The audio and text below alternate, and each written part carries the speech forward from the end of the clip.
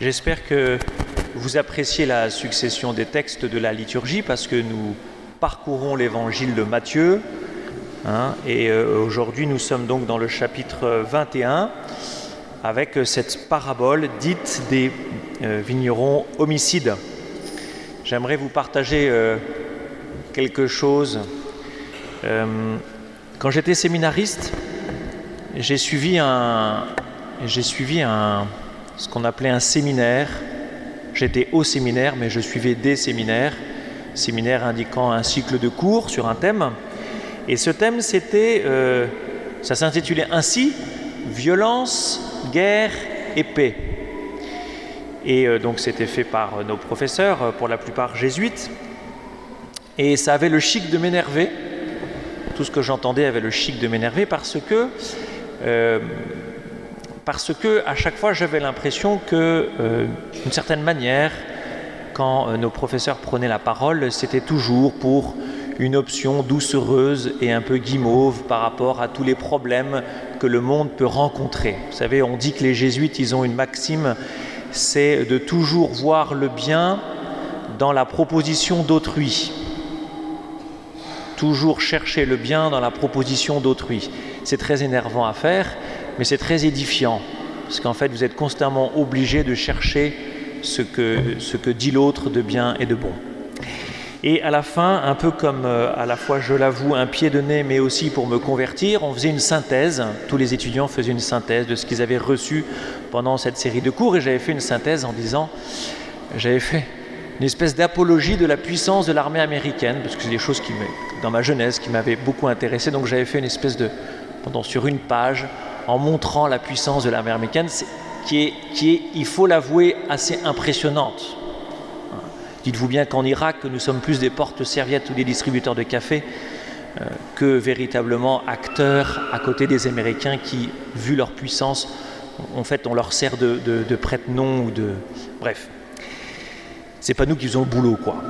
Bref, et donc cette puissance américaine est telle qu'elle a quelque chose de séduisante.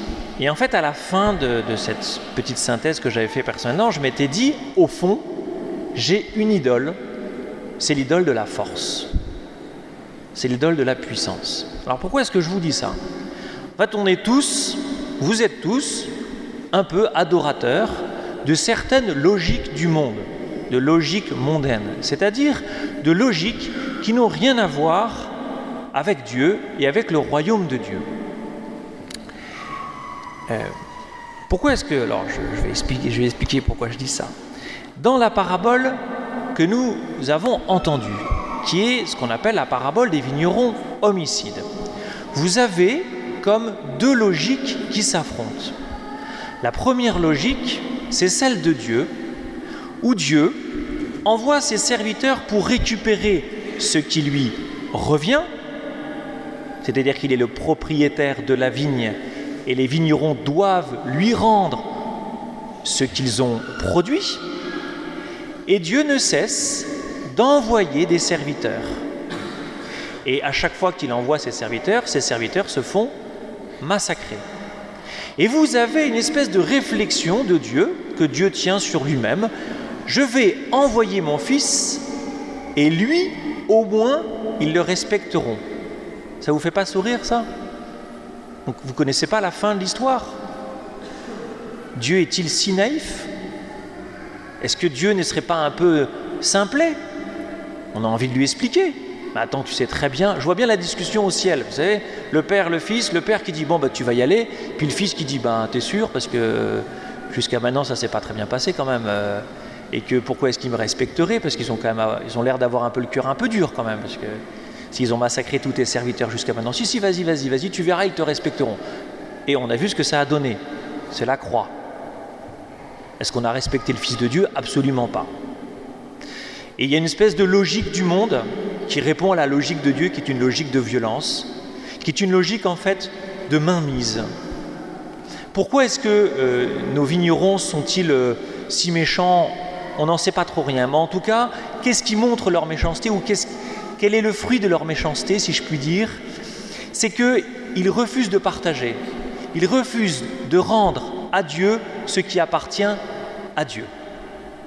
Et au fond, la grande une leçon de cette parabole, c'est de nous dire « Rendez-vous à Dieu ce qui est à Dieu ». Qu'est-ce que Dieu nous demande? Si nous sommes dans l'Église, nous avons pour une part à travailler à la vigne du Seigneur. Vous savez, c'est la première phrase du pape Benoît XVI quand il est arrivé, quand il a été élu. « Je suis un humble serviteur à la vigne du Seigneur ». Tous, nous avons part à ce travail à la vigne du Seigneur. Comment est-ce que nous pouvons travailler de manière juste, de manière droite, à cette vigne du Seigneur? Eh bien, en rendant à Dieu ce qui revient à Dieu. Pourquoi est-ce que Dieu nous a créés? Dieu nous a créés par amour et pour l'amour. Dieu nous a créés, en d'autres termes, pour lui. Et j'ai envie de dire, être fils, c'est rendre gloire au Père. Voilà le but de notre vie, rendre gloire au Père. Et j'ai une question à vous poser, que je vous reposerai à la fin.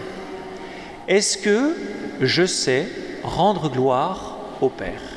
Est-ce que dans ma vie, je m'attache à rendre gloire au Père? Est-ce que je sais comment rendre gloire au Père? Un véritable fils, c'est celui qui travaille aux œuvres du Père et qui sait en rendre les fruits au Père. Donc qui sait se faire transparent à toute l'action de Dieu en lui et qui jamais ne met ses mains dessus, qui jamais en prend possession. Quelle est la logique plus profonde, cette logique de fils que Dieu attend de nous? Eh bien, elle est dans cette finale de l'évangile que nous avons entendu, que dit Jésus, c'est être la pierre rejetée par les bâtisseurs. J'aimerais que vous laissiez résonner cette phrase. Être la pierre rejetée par les bâtisseurs. Qu'est-ce que dit Jésus à ce moment-là? Être la pierre rejetée par les bâtisseurs. Évidemment, il parle de lui. Il sera cette pierre rejetée par les bâtisseurs. Mais les bâtisseurs, qui sont-ils? Les bâtisseurs, ce sont ceux qui construisent un monument, une église. A priori, ils connaissent leur métier, puisqu'ils ont comme métier de construire. Donc, les pierres qu'ils rejettent, ils savent pourquoi ils les rejettent. Parce que ces pierres ne correspondent pas au projet qu'ils ont. Elles ne leur servent à rien. Et donc, ils les rejettent. Quand vous construisez quelque chose, vous rejetez ce qui ne vous sert à rien. Ce qui signifie que nous devons apprendre à ne pas bâtir avec les bâtisseurs qui construisent le monde. Alors je vais préciser, je ne dis pas que nous ne devons pas collaborer aux œuvres qui se font dans le monde pour construire, par exemple, un monde juste et fraternel. Mais il y a une logique du monde, il y a des bâtisseurs qui construisent selon la logique du monde, et nous ne pouvons pas en faire partie. Et plus que cela, il faut que nous acceptions d'être rejetés de cette construction, d'être rejetés de cette logique, pour devenir, à l'image du Christ, une pierre rejetée par les bâtisseurs du monde, et ainsi nous serons, avec le Christ, la pierre angulaire d'une autre construction que Dieu lui-même construit. Le fruit que nous portons ne dépend que d'une seule chose, il dépend de notre attachement, non pas à nos projets personnels ou collectifs, il dépend de notre attachement au projet de Dieu. Rendre gloire à Dieu, ça fait partie des projets de Dieu. Nous mettre au service de Dieu, nous mettre au service de ses plans, nous mettre au service de ses projets, là est la condition de notre fécondité. Et quand je disais tout à l'heure qu'il y a une logique de Dieu qui consiste, à la différence de la logique du monde, à ne pas posséder, il y a effectivement une ascèse qui consiste à ne pas posséder ce que Dieu nous donne. Nous avons toujours tendance à accaparer ce que nous pourrions faire de bien. C'est comme ça. Ça fait partie, entre guillemets, de notre condition pécheresse. Et nous devons apprendre à rendre à Dieu ce qui vient de Dieu. Et c'est une ascèse parce que cela demande pour nous une part de conversion. Je vais préciser. En d'autres termes, cela signifie, frères et sœurs, et ce n'est pas la première fois que je le dis, que nous devons apprendre à nous mettre au service de Dieu et ne pas mettre Dieu à notre service. Cela vaut pour un couple, cela vaut pour une famille, cela vaut pour une paroisse. Je dois apprendre à ne pas vous mettre au service de mes petits projets. Et Dieu sait que j'en ai. J'ai plein de projets, moi. Donc je dois apprendre à recevoir les projets de la part de Dieu. Ce n'est qu'à cette condition-là que je porterai du fruit en tant que curé et que vous porterez du fruit en tant que communauté. Mais ça vaut pour moi comme ça vaut pour vous, couple et famille. Vous avez une fécondité à porter selon le cœur de Dieu. Vous avez des fruits à porter comme Dieu vous le demande. Et ces fruits dépassent complètement ce que vous pouvez imaginer. Au contraire, si vous commencez à vouloir les imaginer, vous commenceriez à mettre la main dessus. Et donc, les fruits que nous pourrions porter, eh bien, ils sont invisibles et c'est aussi bien. Mais nous devons, pour être sûrs de porter du fruit, nous mettre au service du projet de Dieu. Comment est-ce que je peux rendre gloire à Dieu? Comment est-ce que je peux me mettre au service de la gloire de Dieu? Agir pour sa plus grande gloire, comme disent les jésuites. Bien, par exemple, en venant à la messe, de manière gratuite. Je viens à la messe non pas pour recevoir mon petit Jésus qui va m'accompagner toute la journée ou toute la semaine et qui va me donner la grâce dont j'ai besoin, mais je viens de manière gratuite comme un enfant, comme un fils qui remet sa vie au Père, qui remet tout ce qu'il a fait dans la semaine au Père et qui remet aussi bien le bien qu'il a fait comme le mal. Parce que Dieu a cette miséricorde, a cet amour qui brûle tout le mal et tous les péchés que nous avons pu faire. Hein? Il n'y a qu'un chemin, où il y a deux chemins, mais il n'y en a qu'un seul à prendre. C'est soit être fécond avec Dieu et selon Dieu, soit être stérile sans Dieu. Quelles sont les conséquences pratiques ou quelles sont peut-être plus concrètement, comment vivre concrètement ce que je viens de vous dire et ce que nous a dit l'Évangile? Vous avez dans toutes les feuilles de messe de cette semaine une inscription pour l'adoration. Je vous l'ai déjà dit il y a un mois que je vous demande de prendre 1 heure d'adoration dans la semaine, soit en une seule fois, soit en 2 fois, soit en 4 fois, soit en 5 fois, soit en 10 fois, soit en 60 fois. 60 fois 1 minute, ça fait 1 heure. Hein. On peut aller jusque-là, bref.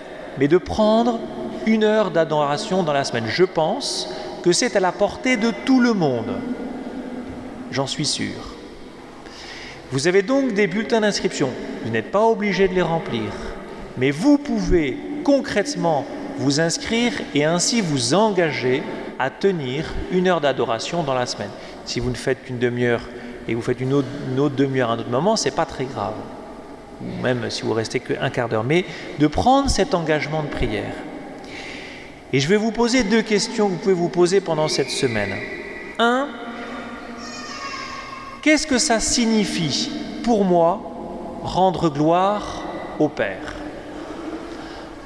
En fait, je ne veux pas être trop concret parce que je veux que vous-même vous fassiez cet effort de vous poser la question « Comment est-ce que je rends gloire au Père dans ma semaine ?»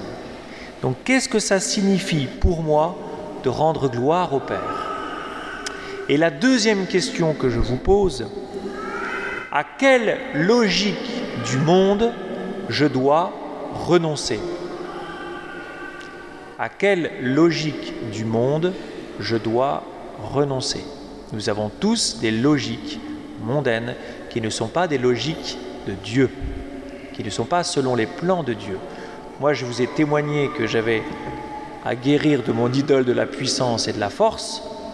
Peut-être que beaucoup la partagent, mais il n'y a pas que ça. Quel est le processus du monde?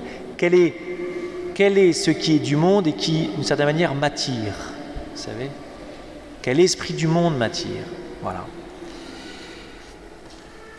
Alors prions, frères et sœurs, les uns pour les autres, pour que Dieu et l'esprit que l'Esprit Saint nous aide à faire ce pas que Dieu attend de nous pour que nous puissions être davantage fructueux, c'est-à-dire pour que nous puissions être davantage fils et filles du Père. Amen.